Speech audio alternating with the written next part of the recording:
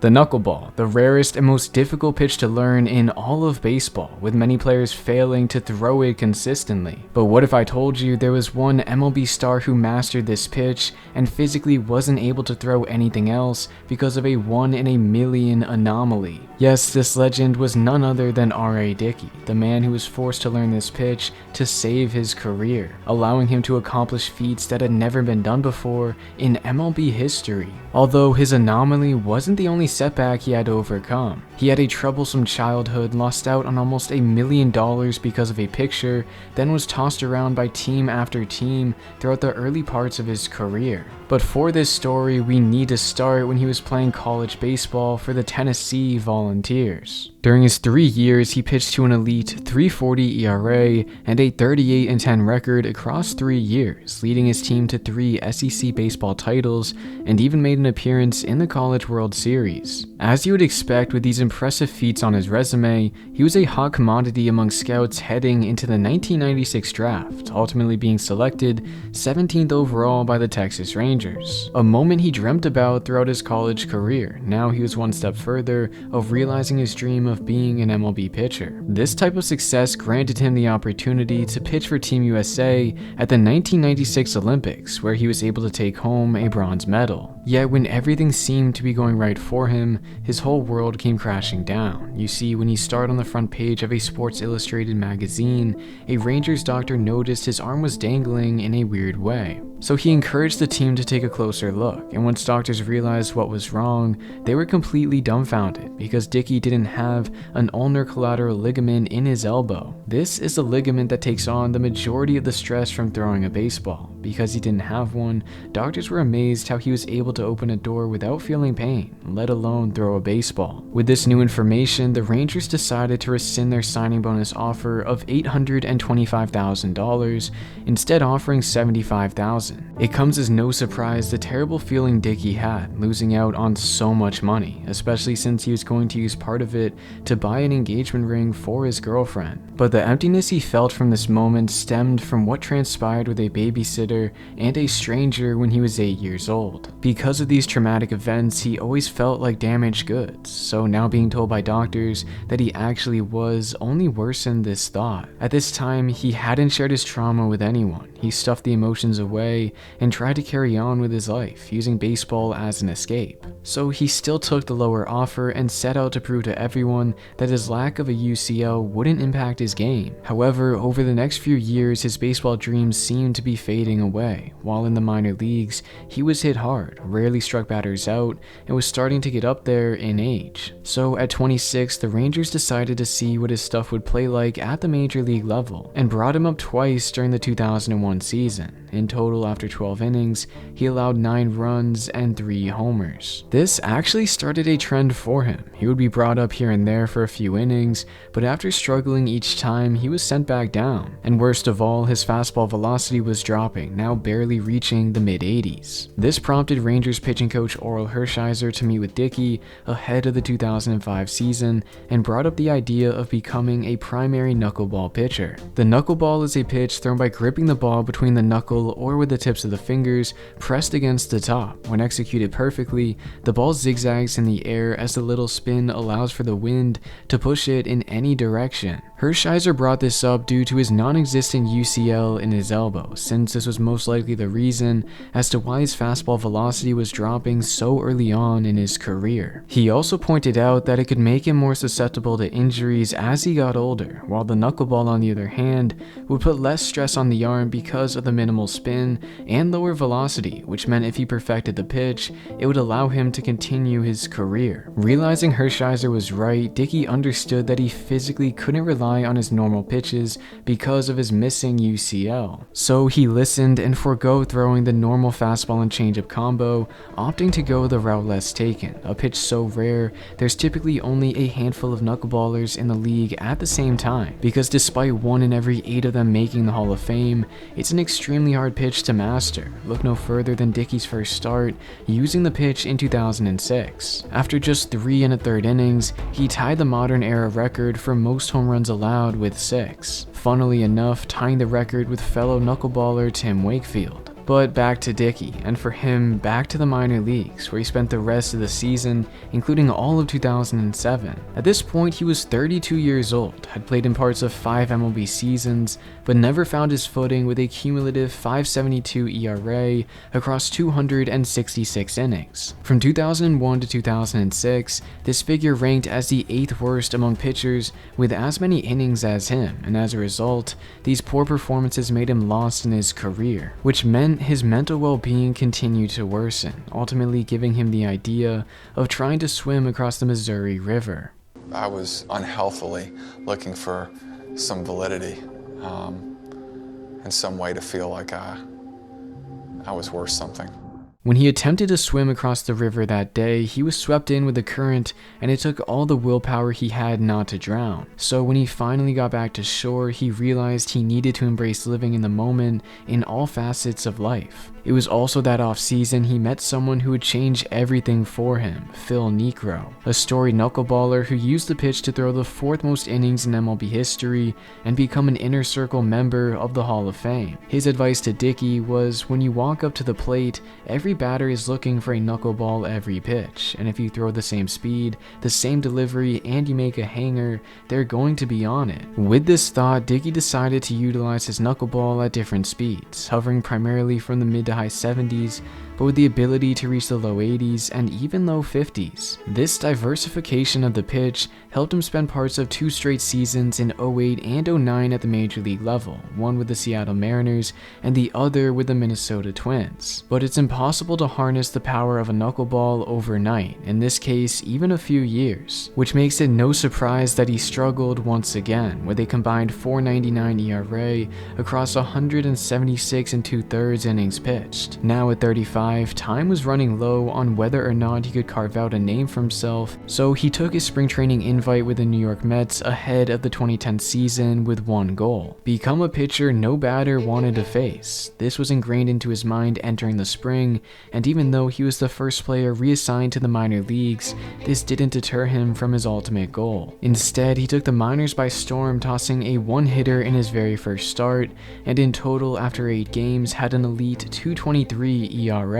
While he was excelling, the Mets major league starters had been struggling, so on May 19th, they purchased his contract and he made his debut that day against the Washington Nationals, in which he was able to toss a quality start, allowing just 2 runs across 6 innings. The Mets would go on to lose the game 5-3, but still, the rave was all about Dickey. They thought, how can a 35-year-old knuckleballer without a UCL be this effective? It didn't make much sense, but lots of minor league pitchers can come up and be effective when the sample size is just 1 game. It wasn't until August 12th against the Philadelphia Phillies before he started to receive mainstream attention. During this outing, his knuckleball was dancing around his opponent's bats. He even mentioned, "I knew from the way it felt out of my hand, I had a chance at a special night." He cruised through the game, missing bat after bat en route to a complete game shutout. In fact, he didn't allow a hit to a batter all night long, but he didn't throw a no-hitter. Instead, his no-hit bid was broken up by pitcher Cole Hamels. That's right, the only thing which stopped him from becoming the first modern-day knuckleballer to throw a no-hitter was a pitcher with a career 146 batting average lacing a ball into right field. A disappointing reason as to why he didn't achieve this impressive feat, but regardless, he continued to be relentless on the mound, finishing the season with a 2.84 ERA, which was the 10th lowest figure in all of baseball, posted his career high in games started at 26, and innings pitched at 174 1/3. Numbers most scouts wouldn't be too surprised to see if you told them back when he was drafted, but to understand that he did this at the age of 35 and with a knuckleball instead of the blazing fastball he was praised for as a teenager would be mind-blowing. So as a result, he was rewarded with a lucrative contract extension, a 2-year deal worth $7.8 million. Money that would set him up for life, but more importantly, guaranteed him a spot in the Mets rotation for the next couple years, and in 2012, he did something no knuckleball pitcher had ever achieved before. But the crazy part is, his season almost never happened in the first place, because just a few months before opening day, he embarked on a journey up Mount Kilimanjaro to raise awareness for human trafficking in India. By doing this, the Mets warned him that they may void his contract if he got hurt. Understanding the risk, he still made the trip, raising $100,000 in the process, and made it home safe and sound. By successfully reaching the summit and marking off a goal of his he had since 7th grade, it gave him immense confidence heading into the season, with the belief that if he can survive altitude sickness, dizziness, and fatigue, yet still reach the summit of Kilimanjaro, anything was possible. So it comes as no shock the dominant start he had to the 2012 season. But the most impressive part came between May 22nd and June 24th, in which he went 46 and a third innings without allowing an earned run, lowering his ERA from the mid-3s all the way to the low 2s. This stretch became the second longest without allowing an earned run in franchise history and propelled him into the spotlight even further. His manager Terry Collins said, "I've never seen anything like this, never. I've seen some dominant pitching, but nothing like what he's going through right now." His mentor Phil Niekro mentioned, "I had a few streaks, but nothing like he's going through. I don't know if any other knuckleballer has ever been on a hot streak like he has been. He is just dynamite right now." Even the game's best players had a tough time facing him. I don't like it. I mean, maybe some other guys do, but I hate it. I mean, my numbers against Dickey are probably awful. The knuckleball helped him toss dominant start after dominant start in 2012, including a one-hitter against the Tampa Bay Rays on June 12th, which was just a scorer's ruling away from being a no-hitter, as he ruled this should have been an error, a hit, the only one he allowed all game. But anyways, his knuckleball catapulted him towards success and helped him get voted into the All-Star game for the first time in his career, where his iconic pitch was able to take center stage. Coming into the 6th inning, he allowed a leadoff single to 20-year-old Mike Trout, then he was able to steal second to put Dickey in a jam. But following a strikeout of Mark Trumbo and a strategic move to hit Paul Konerko to get the force on at any base, he was able to escape the inning unscathed by inducing a weak double play ground ball to the shortstop. This was his lone inning of work, and while pitching in the Midsummer Classic was a great achievement, he understood there was still months of baseball left. Keeping this in mind, he set out in the second half to replicate his early season success, and he did just that, finishing the year with the second lowest ERA in the National League,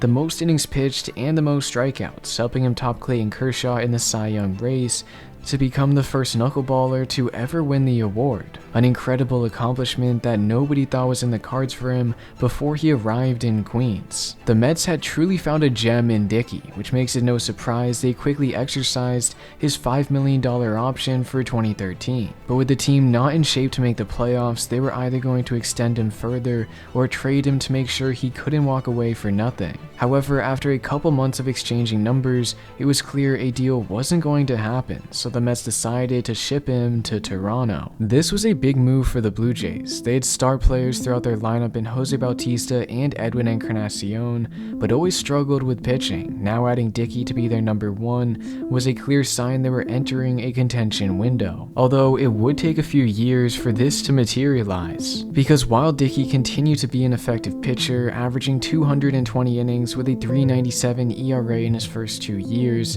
the Jays were unable to make postseason baseball. It started to look this way in 2015 as well, and Dickey was a major reason why. By the All-Star break, the Jays sat a measly 45-46. For Dickey, he had a .487 ERA in 18 starts. Batters just weren't getting fooled by his knuckleball. Then on June 16th, his season took a turn for the worst when his father passed away from a heart attack. At this point, he was in the midst of his worst season in 6 years and had just lost his father. It would have been easy to spiral out of control from this moment on, but instead, with the support of his family and teammates, he was able to get back on track. In fact, just 2 days after his father's passing, he started against the New York Mets for the first time since leaving them. And while he would find himself in some trouble early on, walking 5 batters through 3 innings, he settled down, only allowing 3 more men to reach base before being lifted in the 8th after giving up just 1 run. The The success of this outing helped him regain his feel for the knuckleball,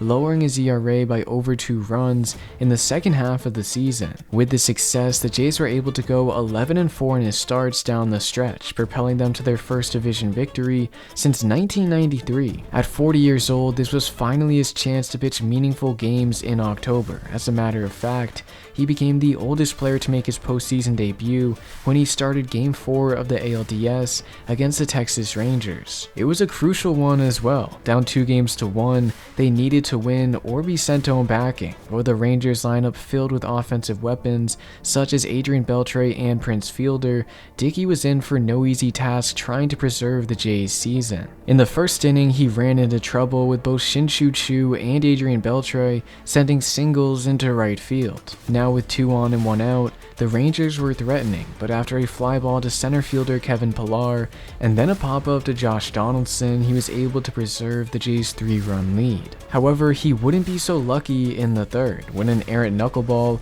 allowed Choo to jog home to open the scoring for the Rangers. This was the only run he allowed all night, as he was lifted from the game after only 78 pitches in the 5th inning, meaning he was not able to log his first postseason win. But still, he was happy to help the Jays force Game 5 after losing the first 2 of the series. And as we all know, this was one of the most incredible playoff games in recent memory.